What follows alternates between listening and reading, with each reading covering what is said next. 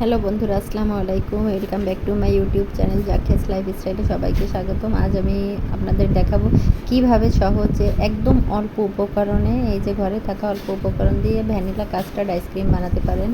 আমি custard powder দিয়েছি, প্রথমে দুধ নিয়েছি। গরম দুধের ভিতরে দেওয়া যাবে না, এটা ঠান্ডা দুধের ভিতরেই দিতে হবে। গরম দুধের ভিতরে দিলে কিন্তু এটা জমে যাবে, এর জন্য অবশ্যই ঠান্ডা দুধের ভিতরে দিতে হবে। তারপরে আমি গুঁড়ো দুধ দিয়েছি, এখানে গুঁড়ো দুধ, একটু কর্নফ্লাওয়ার দিয়েছি। এগুলো সব একসাথে সুন্দর করে মিক্সড করে নিয়েছি। একটু ভ্যানিলা এসেন্স দিয়েছি। যদি আপনারা একটু চিনি খেতে পছন্দ করেন, এর সাথে একটু সুগার ব্লেন্ডারের ভিতরে দিয়ে গুঁড়ো করে এটাও ইউজ করতে পারেন আপনাদের স্বাদের উপরে। আর এপাশে আমি যে দুধটা জাল করছি, এখন ওই দুধটার ভিতরে আমি এটা দিয়ে দিয়ে বেশ খানিকটা সময়ই নাড়াতে হবে। 5 থেকে 10 মিনিট নাড়ালে আপনি দেখবেন একটা ঘন ঘন বা একটা ভাপ চলে আসবে। ঠিক তখনই আপনি এখান থেকে নামিয়ে নেবেন, নাড়াতেই থাকবেন, না হলে কিন্তু তলে লেগে যাবে। আর অল্প একটু নুন দেবেন। আমার চ্যানেলটা একদমই নতুন, আমার ভিডিওটা যদি আপনাদের ভালো লাগে অবশ্যই লাইক, কমেন্ট, সাবস্ক্রাইব করে আমার পাশে থাকবেন। প্লিজ ধৈর্য সহকারে ভিডিওটা দেখবেন, তাহলে আপনারা সহজে এটি তৈরি করতে পারবেন। যাই হোক, এবার এ পর্যায়ে আমি এভাবে যে একটু ঘন ঘন হয়ে এসেছে, এরকম সময় আমি নামিয়ে নিয়েছি। নেওয়ার পরে এটাকে আমি সম্পূর্ণ ঠান্ডা করে নিব।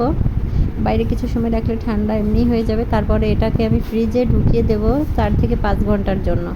এভাবে ফ্রিজে রাখার পরে এটা অনেকটা জমে আইসক্রিমের মতো একটু শক্ত শক্ত হয়ে যাবে, একদম নরম থাকবে কিন্তু এটা।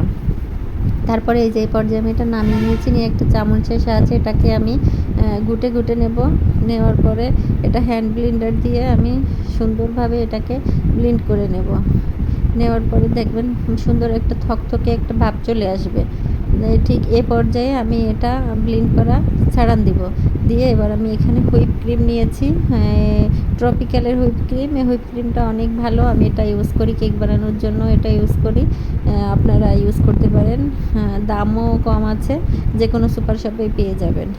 এবার এই হুইপ ক্রিমটাও আমি সুন্দরভাবে ব্লেন্ড করে নেব। অর্থাৎ কেক বানানোর জন্য যতটা সময় নিয়ে করা লাগে অতটা সময় নিয়ে করা লাগে না, যেহেতু এটা শুধু জাস্ট ফোম হলেই হয়ে যায়। তারপরে এটার ভিতরে সুন্দরভাবে আমি ঘুরিয়ে ঘুরিয়ে ব্লেন্ড করে নেওয়ার পরে এখানে একটু অ্যাড করে নিচ্ছি, অল্প একটু সুগার অ্যাড করছি, যাতে আমি মিষ্টিটা একটু দিতে চাই। একটু কড়া মিষ্টি খেতে পছন্দ করে আমাদের বাসার সবাই, এই কারণে।